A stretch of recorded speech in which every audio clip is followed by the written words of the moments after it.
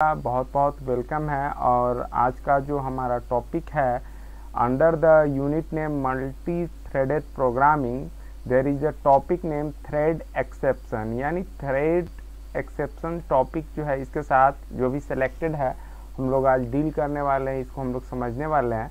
तो सबसे पहले हम लोग समझते हैं व्हाट इज एक्सेप्शन। देखिए क्या कहता है, an exception is a condition that is caused by a run time error in the program. यानी कि जब हमारा प्रोग्राम जनरली, देखिए इस बात को समझ लीजिए कि कोई भी हमारा प्रोग्राम होता है उसमें तीन तरह का एरर होता है। एक सिंटैक्स एरर होता है, एक लॉजिकल एरर और एक run time error.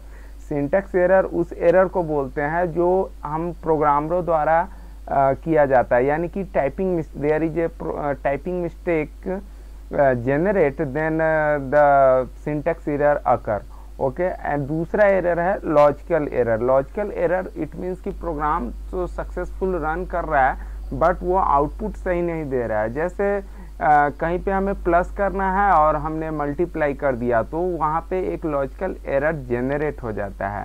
And third type of error is the run time error. तो रन टाइम एरर कब होता है? रन टाइम एरर जब भी अकर होगा तो जो है एक एक्सेप्शन कंडीशन जो है वो जेनरेट होता है। किसके द्वारा? तो जावा इंटरप्रेटर के द्वारा। अब यहाँ पे बात आती है कि रन टाइम एरर कब अकर होगा। ठीक है, जैसे फॉर एग्जांपल सोचिए कि कोई भी नंबर है उसे डिवाइड बाय 0 हम करना चाहते हैं, तो प्रोग्राम लॉजिकली सही होगा हमारा, सिंटैक्टिकली भी सही होगा, लेकिन जब रन टाइम पे उसे रन कराएंगे तो we can not divide any number by 0। किसी भी नंबर को हम लोग 0 से डिवाइड नहीं कर सकते हैं और वहाँ पे रन टाइम पे एक एरर जनरेट होगा। और उस एरर के जनरेट होते ही सिस्टम जो है जो वो क्या करेगा, एक एक्सेप्शन थ्रो करेगा। देखिए क्या कहता है, when the Java interpreter encounters an error during run time पे कोई भी एरर्स को अगर इनकाउंटर करता है, it creates an exception object and throws it. यानी कि एक एक्सेप्शन ऑब्जेक्ट वो बनाता है। एक्सेप्शन हम लोग का एक क्लास है जावा में, और उस क्लास का एक ऑब्जेक्ट बनाता है और उसे थ्रो कर देता है। क्यों थ्रो करता है? तो कहता है that is inform us that an error has occur, कि एक एरर जो है प्रोग्राम में जनरेट हुआ है, ये हम लोग को इन्फॉर्म करने के लिए। फिर क्या कहता है, if the exception object is not catch and handle properly. यानी कि ये रन टाइम पे अगर कोई एरर जनरेट होता है तो उसे कैच नहीं किया जाता है, प्रॉपरली हैंडल नहीं किया जाता है, तो कहता है the program got an unsuccessful termination. Program जो है हमारा अनसक्सेसफुली टर्मिनेट हो जाता है।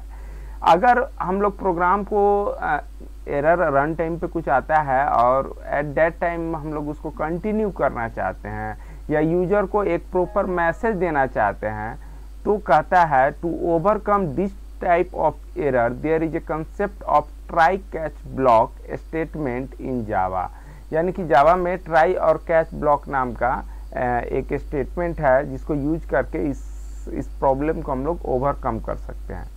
फिर आगे चलिए, ये तो हो गया एक्सेप्शन से रिलेटेड, लेकिन यहाँ पे हम लोग को देखना है थ्रेड एक्सेप्शन।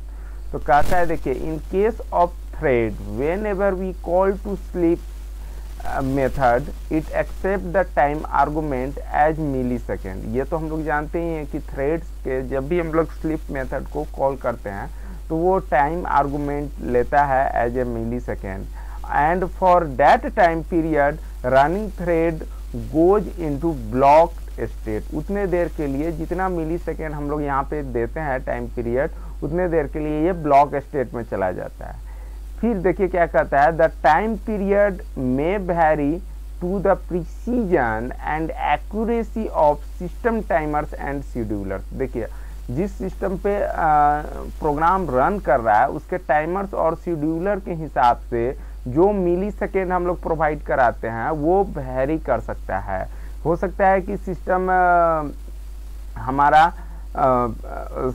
हमारा स्लो वर्क कर रहा हो, यानी कि प्रोसेसर हमारा स्लो वर्क कर रहा हो, तो ये टाइम पीरियड वेरी करता है। और फॉर दैट रीजन जो हमारा स्लीप मेथड होता है, जो कि थ्रेड क्लास का प्री डिफाइंड मेथड है, इसके साथ एक एक्सेप्शन जो है ऑलरेडी डिक्लेयर होता है ना। तो जब भी हम लोग स्लीप मेथड को कॉल करते हैं तो वो एक्सेप्शन को थ्रो करता है, बाय डिफॉल्ट थ्रो करता है। देखिए ये अकर होता अपने आप होता नहीं, ये ऑलरेडी जो है स्लीप मेथड एक एक्सेप्शन को थ्रो करता ही करता है। ये क्योंकि सिस्टम टू सिस्टम जो है मैंने बताया कि टाइमर्स और शेड्यूलर वेरी कर सकता है। For that reason there is exception is always throw with the sleep method. Okay, तो कहता है therefore by default the sleep method throw an exception and hence it must be inside the try block followed by a catch block। और इसलिए ये निश्चित रूप से try block में और उस ट्राई के बाद जो है कैच ब्लॉक में होना चाहिए। ठीक है, ओके। फिर आगे देखिए क्या कहता है, ऑल्सो जावा रन सिस्टम यानी कि Java interpreter will throw illegal thread state exception, यानी कि थ्रेड का illegal illegal thread state exception को भी थ्रो करता है। ये एक्सेप्शन का नाम है इलीगल थ्रेड स्टेट एक्सेप्शन, है ना। तो इसको थ्रो करता है, कब थ्रो करता है, तो whenever we attempt to invoke a method that a thread can not handle in the given state, यानी कि थ्रेड का जो स्टेट दे रखा है उसमें यदि थ्रेड उस थ्रेड का जो भी जिस स्टेट में है उस स्टेट में उसके किसी ऐसे मेथड को हम लोग कॉल करना चाह रहे हैं जिसको वो हैंडल नहीं कर सकता है, तो ये illegal thread state exception throw करता है। ओके, फॉर एग्जाम्पल देखिए क्या कहता है, ए रनिंग और डेड थ्रेड, यानी कि एक थ्रेड ऑलरेडी रन कर रहा है या डेड हो चुका है, may be requested to start again using the threads start method, यानी कि एक थ्रेड ऑलरेडी रन कर रहा है या पहले से ही वो डेड हो चुका है और उसको हम लोग प्रोग्रामिंग के थ्रू वापस से उसके स्टार्ट मेथड को कॉल करना चाह रहे हैं, तो ये इस तरह का जो है इलीगल थ्रेड स्टेट एक्सेप्शन जो है थ्रो करेगा।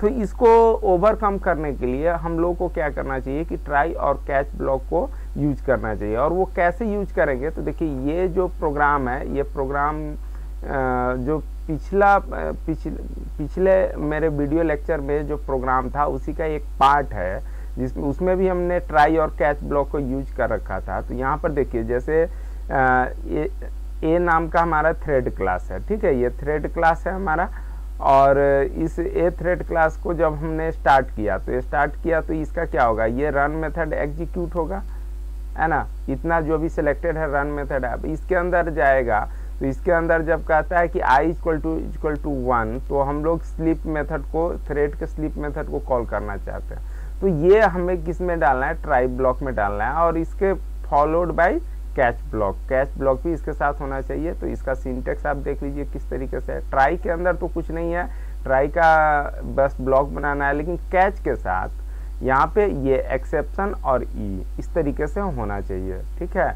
और ये जो है एक्सेप्शन जो यहाँ पे बना हुआ है, ये एक्सेप्शन क्लास का ऑब्जेक्ट है, और जो भी मान लीजिए यहाँ पे कुछ एरर अगर आता है, मतलब जब भी हम लोग ट्राई ब्लॉक का यूज करते हैं, और ट्राई ब्लॉक के अंदर यहाँ पे तो फिलहाल नहीं आएगा, लेकिन ये इसके अंदर मान लीजिए कुछ भी हमने कोड लिखा, जैसे डिवाइड बाय 0 कोड लिखा, और उस समय कोई एरर आता है, तो वो एरर जो है इस ऑब्जेक्ट के पास चला जाता है, और इस ऑब्जेक्ट के थ्रू हम लोग चाहे तो यहाँ पे system.out.println का यूज करके उस ऑब्जेक्ट को जो भी मैसेज मिला है उसको हम लोग प्रिंट करवा सकते हैं, ठीक है। तो थ्रेड एक्सेप्शन से रिलेटेड जो ये टॉपिक है, या फिर ट्राई और कैच ब्लॉक कैसे यूज करना है, आप लोग, मैं उम्मीद करता हूँ कि आप लोग बखूबी बहुत अच्छी तरीके से समझ गए होइएगा, और आपने मेरा ये वीडियो देखा, इसके लिए बहुत बहुत धन्यवाद। इसी के साथ मैं अपना वीडियो स्टॉप करता हूँ।